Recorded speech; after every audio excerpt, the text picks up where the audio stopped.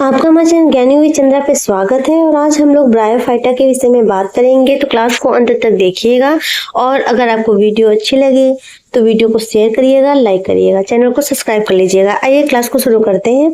तो देखिए, सबसे पहले समझेंगे ब्रायोफाइटा का इंट्रोडक्शन समझेंगे। तो देखिए, ब्रायोफाइटा पादप जगत का एक महत्वपूर्ण एवं आदिम यानी कि प्रिमिटिव, ठीक, सबसे पहले होने वाले प्रिमिटिव समूह है। ये सबसे सरल स्थल पादप यानी कि लैंड प्लांट, तो लैंड प्लांट्स माने जाते हैं। इन्हें पादप जगत के उभयचर यानी एम्फीबियंस ऑफ प्लांट किंगडम कहा जाता है, क्योंकि ये भूमि पर रहते हैं परंतु लैंगिक प्रजनन के लिए कहाँ, जल पर निर्भर रहते हैं। ठीक है। और देखिए, जो ब्रायोफाइटा में क्या होता है, अवेस्कुलर यानी कि नॉन वेस्कुलर पौधे होते हैं। इनमें जाइलम और फ्लोएम क्या होते हैं, अब्सेंट होते हैं। ठीक है। इनमें जल एवं भोजन के संवहन के लिए विशेष ऊतक यानी कि जाइलम और फ्लोएम नहीं होते हैं। इन्हीं को कहा जाता है नॉन वेस्कुलर प्लांट्स। ठीक है। और इसके एग्जाम्पल देख लेते हैं क्या है। तो एग्जाम्पल है रिक्सिया, मार्केंसिया, एंथोसिरोस, फिनोरिया और स्फैगनम।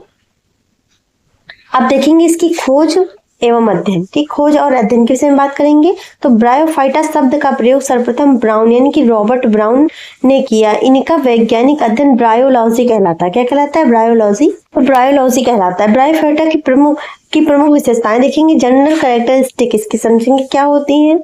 तो देखिए, ये छोटे हरे एवं साधारण संरचना वाले पौधे होते हैं और अधिकतर क्या होंगे, नम छायादार स्थानों पर पाए जाते हैं। इनमें वास्तविक जड़, तना और पत्तियां नहीं होती हैं। ठीक है। इसमें मतलब यानी कि ट्रुज होती हैं, जड़, तना, पत्तियां नहीं होती। ठीक, थैला जैसी संरचना होती है। और जाइलम एवं फ्लोएम भी क्या होता है, इसमें अनुपस्थित होते हैं। राइजोइड द्वारा क्या होते हैं, भूमि से जुड़े होते हैं। राइजोइड यानी कि रुई जैसी संरचना होती है, जिससे क्या होते हैं, जो है पृथ्वी से जुड़े हुए होते हैं। शरीर थैलस या पत्तीदार यानी कि लीफी हो सकता है इनका। ठीक है। यानी कि थैलस नुमा दिखेगा या फिर पत्ती के जैसा दिखेगा। यौन प्रजनन के लिए इन्हें क्या होते हैं, जल की आवश्यकता होती है। ठीक है। अब देखेंगे, अब नेक्स्ट पॉइंट देखते हैं इसका कि जीवन चक्र में क्या होती है, गैमेटोफाइट अवस्था इसमें प्रमुख होती है। आवास इसका देख लेंगे, हैबिटाट देखेंगे। तो ब्रायोफाइट मुख्यतः निम्न स्थानों में पाए जाते हैं। ठीक है। जैसे कि नम मिट्टी में, नम स्थानों में पाए जाते हैं, चट्टानों की दरारों में पाए जाते हैं, वृक्षों की छाल में, दलदली क्षेत्रों में, पहाड़ी क्षेत्रों में या पाए जाते हैं। ठीक है। उदाहरण के लिए आपका देखिए, स्फैगनम जो होता है वह दलदली क्षेत्रों में अधिक देखने को मिलता है। ठीक है। अब देखते हैं इसकी मॉर्फोलॉजी कैसी होती है, संरचना के विषय में बात करेंगे। तो देखिए, ब्रायोफाइटा का शरीर दो प्रकार का होता है, थैलॉइड होता है और लीफी स्ट्रक्चर होता है। ठीक, थैलस प्रकार का होता है और लीफी यानी कि पत्तीदार संरचना होती है। तो शरीर चपटा, हरा एवं शाखा युक्त होता है। वास्तविक जड़, तना और पत्तियां अनुपस्थित होती हैं। उदाहरण में आपका मार्केंसिया हो गया और रिक्सिया हो गया। ठीक है। अब देखेंगे प्तीदार प्रकार, लीफी टाइप देखेंगे। तो शरीर में तना एवं पत्ती जैसी संरचना होती है। उदाहरण के लिए आपका क्या हुआ, फ्यूनेरिया हो गया। आंतरिक संरचना इंटरनल स्ट्रक्चर इसका देखते हैं। ठीक है।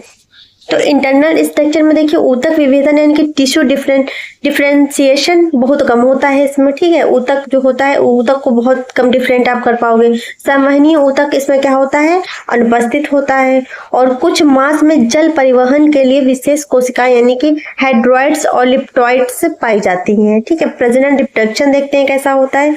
तो ब्रायोफाइट में 3 प्रकार का प्रजनन पाया जाता है। ठीक है। ब्रायोफाइट में 3 प्रकार का प्रजनन पाया जाता है। तो पहला होता है वेजिटेटिव रिप्रोडक्शन, ठीक, जिसको वानस्पतिक प्रजनन कहा जाता है। तो यह 3 प्रकार से होता है, खंडन द्वारा, इनके फ्रेगमेंटेशन द्वारा, मतलब टूट करके टुकड़ों में बट जाएगा। कली बडिंग के द्वारा होता है, जेमा, ठीक, जेमा द्वारा मार्केंसिया में क्या होता है, रिप्रोडक्शन होता है। और अलैंगिक प्रजनन क्या होता है, तो अलैंगिक प्रजनन असेक्सुअल रिप्रोडक्शन कहा जाता है। इसमें बीजाणु यानी कि स्पोर्स द्वारा होता है। स्पोरोफाइट के कैप्सूल में बीजाणु बनेंगे इसमें। उदाहरण के लिए क्या हो गया, फ्यूनेरिया हो गया। क्या हो गया, फ्यूनेरिया हो गया। अब लैंगिक प्रजनन यानी कि सेक्सुअल रिप्रोडक्शन देखेंगे कैसा होता है। तो देखिए, ब्रायोफाइट में लैंगिक प्रजनन उगैमस प्रकार का होता है। कैसा होता है, उगैमस प्रकार का होता है। और नर जननांग होते हैं, इनको कहा जाता है एंथ्रेडियम। क्या कहा जाता है, एंथ्रेडियम कहा जाता है। और इसमें शुक्राणु यानी कि स्पर्म बनते हैं और ये द्विकशाब यानी कि बाइफ्लैजिलेटेड होते हैं।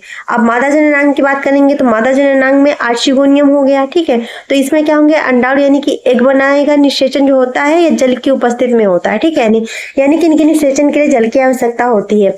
और जाइगोट बनेगा। युग्मनज से स्पोरोफाइट क्या होता है, विकसित होता है। अब इसकी लाइफ साइकिल देख लेते हैं, लाइफ साइकिल क्या होती है। तो देखिए, लाइफ साइकिल की बात करते हैं तो ब्रायोफाइटा में पीढ़ी परिवर्तन यानी कि अल्टरनेशन ऑफ जनरेशन पाया जाता है। ठीक, गैमेटोफाइट जो कि हैप्लॉइड होते हैं, तो इसमें देखिए प्रमुख एवं स्वतंत्र अवस्था होती है और प्रकाश संश्लेषण करता है। और देखिए स्पोरोफाइट डिप्लॉयड स्टेज जो होते हैं इसके गैमेटोफाइट पर आश्रित होते हैं। इनमें 3 भाग होते हैं, फुट, सीटा, कैप्सूल। ठीक, कौन कौन से होते हैं? फुट, सीटा और कैप्सूल। और उदाहरण के लिए फिनोरिया में स्पोरोफाइटा पाया जाता है। किसमें पाया जाता है? फिनोरिया में स्पोरोफाइटा पाया जाता है।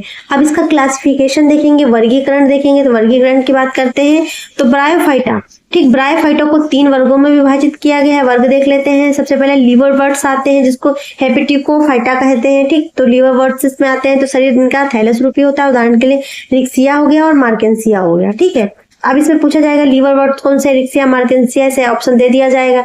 4 ऑप्शन कर देंगे, उसमें आपको क्या टिक करना होगा, उसमें रिक्सिया या मार्केंसिया में से कोई एक ही होगा। ठीक है, फिर हॉर्नवर्ट्स देख लेते हैं। ठीक, हॉर्नवर्ट देख लेते हैं जिनको एंथोसेरोटोफाइटा कहेंगे, तो शरीर थैलस रूपी होता है। स्पोरोफाइट लंबा एवं सींग जैसी संरचना होती है, सींग जैसी संरचना होगी। उदाहरण के लिए आपका हो गया एंथोसिरोस। क्या है? एंथोसिरोस है। ठीक है, अब देखेंगे ब्रायोप्सिटा जिसको मोसेस कहा जाता है, जिसके अंतर्गत क्या आते हैं? मोसेस आते हैं। तो इनका शरीर जो होता है लीफी होता है। ठीक है, उदाहरण के लिए आपका होगा फिनोरिया और स्फैगनम हो गया। आर्थिक महत्व, इकोनॉमिक्स इंपॉर्टेंस देखते हैं इसका। तो देखिए स्फैगनम, ठीक है, स्फैगनम जिसके पीठ प्राप्त होता है, ये ईंधन के रूप में प्रयोग किया जाता है। मिट्टी निर्माण में सहायक होता है, जल संरक्षण में सहायक होता है, सजावटी पौधों के रूप में उपयोग होता है, चिकित्सा के रूप में भी क्या होता है? यह प्रयोग किया जाता है। और पर्यावरण संतुलन में भी क्या करते हैं? महत्वपूर्ण भूमिका निभाते हैं। ठीक है, अब इसके ब्रायोफाइटा के महत्व देख लेते हैं। इंपॉर्टेंस इन इवोल्यूशन, तो देखिए ये शैवाल यानी कि एल्गी और टेरिडोफाइटा के क्या है? बीच के कड़ी माना जाते हैं। क्या? ब्रायोफाइटा। ठीक है, और ये स्थल जीवन के प्रारंभिक प्रिमिटिव जो है प्लांट्स है। ठीक है, अब इसका एग्जांपल देख लेते हैं। तो देखिए आपका लीवरवर्ट्स है और ये मेल है, ये फीमेल लीवरवर्ट्स है। ठीक है, और ये मॉस प्लांट है और ये फिस्कोमिट्रेला प्लांट्स, ठीक है, पेटेंस है और ये क्या है? स्फैगनम मॉस है। तो ये इसके एग्जांपल हैं प्लांट। ठीक, आप जाकर के गूगल पे सर्च कर लेंगे तो आपको सभी प्रकार के जो आपके ब्रायोफाइट्स हैं वो दिख जाएंगे। ठीक, चित्र दिख जाएंगे। सारे यहाँ पे दिखाना पॉसिबल नहीं है। अगर आपको क्लास हमारी अच्छी लगी तो मेरे चैनल को लाइक एंड सब्सक्राइब करिएगा। Thanks for watching. मिलते हैं नेक्स्ट वीडियो के साथ।